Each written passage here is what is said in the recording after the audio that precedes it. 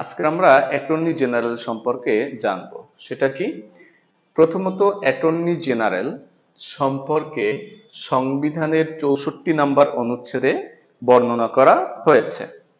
Attorney general কি? রাষ্ট্রপক্ষের বা সরকার পক্ষের প্রধান আইন কর্মকর্তা। উনি একজন আইন কর্মকর্তা।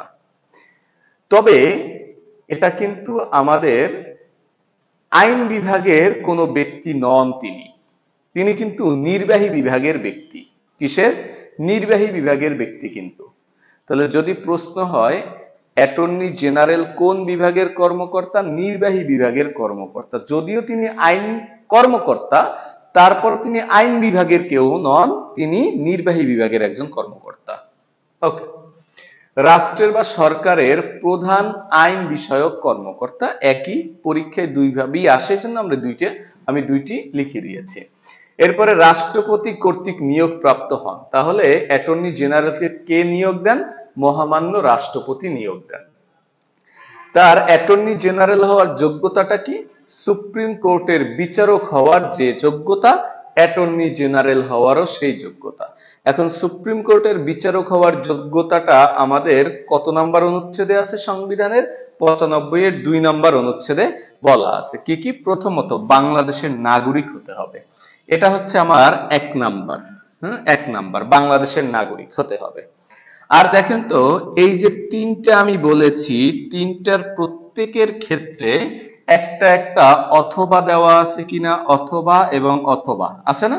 তার মানে এই তিনটার যে কোনো একটা যোগ্যতা থাকতে হবে। প্রথমত কমপক্ষে 10 বছর সুপ্রিম কোর্টের অ্যাডভোকেট হিসেবে থাকতে হবে। যদি তিনি না পারেন তাহলে কমপক্ষে 10 বছর অধস্তন আদালতে বিচারক হিসেবে থাকতে হবে। এখানে আর অ্যাডভোকেট হলে চলবে না। নিম্ন আদালতে বিচারক, সুপ্রিম কোর্টে অ্যাডভোকেট, যেখানেই যে অবস্থায় থাকুক না কেন 10 বছরের অভিজ্ঞতা লাগবে। ওকে। এরপরে কোন আদালত কর্তৃক অযোগ্য ঘোষিত না হওয়া, অর্থাৎ কোন আদালত তাকে বলল আপনি অযোগ্য অ্যাটর্নি জেনারেল হওয়ার জন্য বা বিচারক হওয়ার জন্য, তাহলে তিনি হতে পারবেন না। আপনি খুনের মামলায় আছেন, তাহলে কোনো অপরাধী অ্যাটর্নি জেনারেল বা কোনো বিচারক হতে পারবেন না। ওকে। তাহলে এই তিনটা থেকে যে কোনো একটা, এই হলো দুইটা। তাহলে দেখেন তো, অ্যাটর্নি জেনারেল বা সুপ্রিম কোর্টের বিচারক হওয়ার জন্য কয়টা শর্ত? দুইটা শর্ত। ওকে। কয়টা শর্ত? দুইটা শর্ত।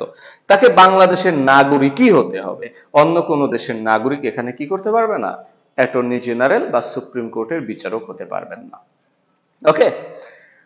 আর এই তিনটা থেকে যে কোনো একটা, এই দুইটা। এখন বলেন দুইটা বিষয়ে বুঝিয়েছি আমি, একটা অ্যাটর্নি জেনারেল আর একটা সুপ্রিম কোর্টের বিচারক। এখন বলেন তো, অ্যাটর্নি জেনারেল কোন বিভাগের কর্মকর্তা? উনি নির্বাহী বিভাগের কর্মকর্তা। আর সুপ্রিম কোর্টের বিচারক বা বিচারকগণ কোন বিভাগের কর্মকর্তা? উনি বিচার বিভাগের কর্মকর্তা। ওনারা ক্লিয়ার? পার্থক্যটা মনে রাখবেন। অ্যাটর্নি জেনারেল, বিচারক। পার্থক্য হচ্ছে অ্যাটর্নি জেনারেল নির্বাহী বিভাগের কর্মকর্তা আর বিচারকগণ বিচার বিভাগের কর্মকর্তা।